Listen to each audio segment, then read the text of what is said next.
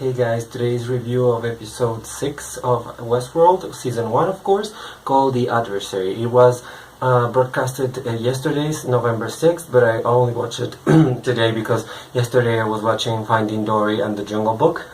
So I will be reviewing those movies soon, but I think the next week, the first Westworld. I think it's going to be released on maybe Friday or maybe earlier, I don't know, because tomorrow I'm going to do a special on the US elections, so of course everything has to be backed up because of that. So I have 2 other videos, this is one of them. So whatever, let's get into business with Westworld.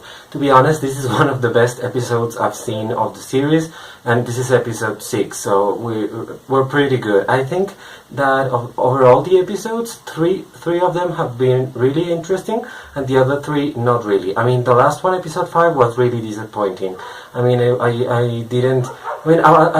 was almost about to quit the show because I thought it was just ridiculous, that like brothel on the middle of nowhere that looked like a Renaissance kind of orgy or something. It didn't make any sense. And you know, the character of that visitor that's with I don't know, I forgot her name, but with the blonde actress, with her, I think he's really, I mean, he doesn't bring anything to the table. I think he's pretty boring. I mean, Evan Rachel Wood, I'm sorry, with Dolores, you know, the guy that's like in the game and tries to protect her, but he's not really that good, and his friend is like an idiot.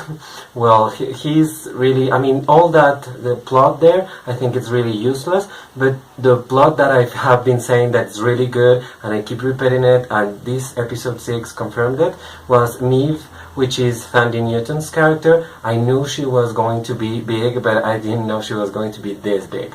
I mean, she's the one that just became aware of herself, aware of the world, and that she's not a human, she's not real. She's just starting to comprehend everything. I mean, it's really difficult for her because, of course, she always thought she was like this, like the main prostitute in the brothel, and that she handled everything for 10 years or something, and the guy just told her like, no, you have been for that that plot for a year, and I mean, before you were someone else, and she saw who she was before, and so it was like a shock for her.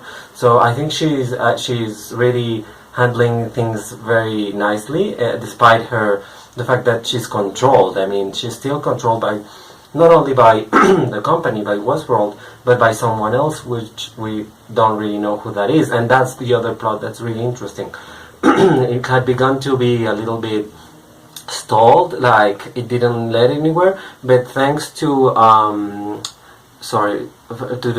the help of Jeffrey Wright's like assistant, whose name is Elsie, she's finding out everything, and apparently Theresa, which is like the security supervisor, she's like being like handling some of the robots, and other people have been too. I think one of the like that Hemsworth brother is the one after. Well, I mean, someone grabbed Elsie by from behind, and I think it was him. To be honest, I kind of recognize his hand, I think. And I think he's the other one. All the security people that are like to the exterior of Westworld, I of course against everything Ford is doing. And Ford is, I mean, he's an interesting character. I mean, and it was really weird to find out that he has his family as robots in a house. I mean, that's really creepy. And that the kid is him, and I think he is aware that robots are going like insane, because the kid actually kills his dog, and he didn't know why. He didn't understand why he did it. So, and I think he's becoming aware that the robots are becoming aware of themselves, or at least becoming aware of something else inside of them. So I think that's really interesting. So those are the main plot lines. I mean, Maeve, controlling these 2 idiots that like saw everything, and you know, like they bring every robot together after they have been killed or fucked or whatever, and I mean, she really has everything in her hands to control. and to lead like this big revolution. I mean, I think she can be the one that leads every android to against the company. I mean, and he said that the Asian guy that was talking to her, that helped her actually, he actually said that the robots are more intelligent than people, which is very, very scary. And now she's fully intelligent because her personality was altered. She's fully aware. She's like, she has everything now. So she has everything on the table and she can manage everything. And I think she may be having access, she may have access to Arnold, whoever Arnold is. I mean, I think he is dead, but that someone like it's picking up his mantle or something. So I think that's really interesting.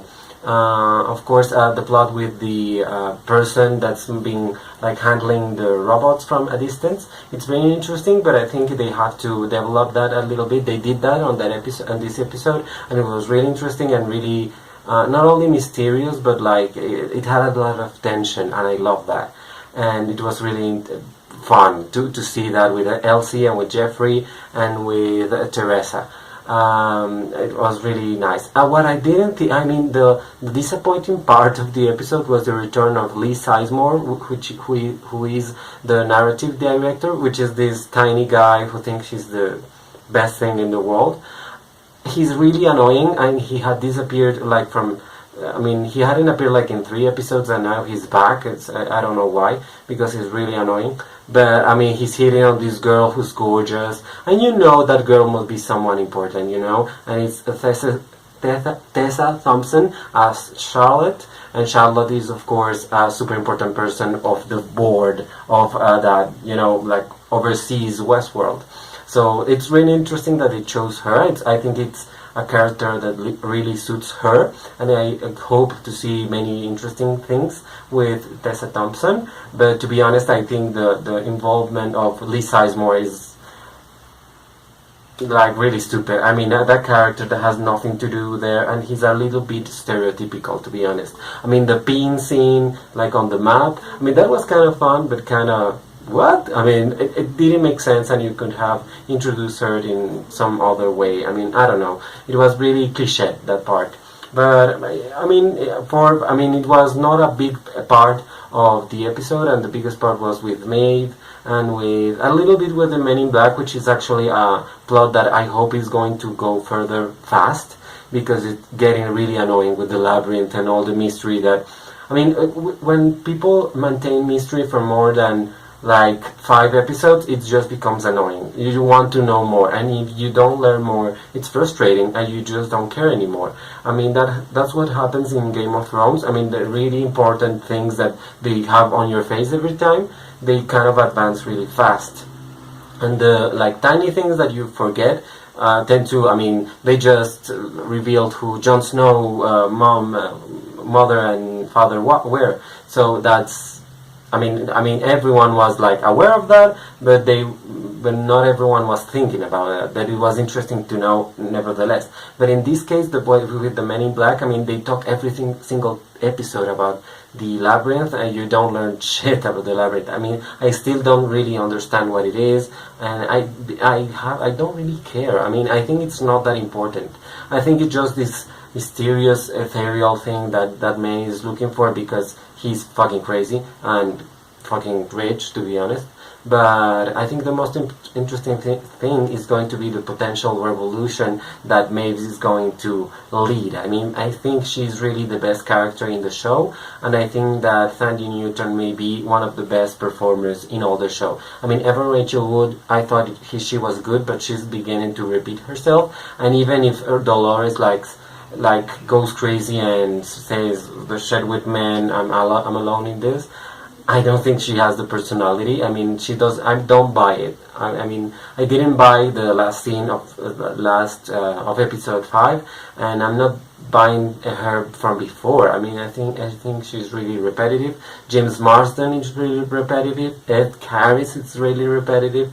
I mean, Anthony Hopkins is really interesting because he has all these mysteries, but also revelations. I mean, they tried to keep it even. I mean, he knew about the affair between Jeffrey Wright's character and Teresa, so that's really, they give you something back. but the other characters are not giving you that. So Anthony Hopkins and Thandie Newton, I think those two are the best performers. Maybe Jeffrey Wright too, but yeah.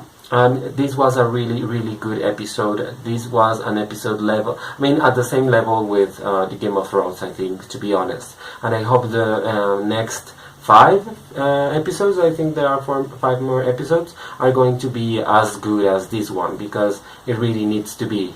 4 episodes, sorry.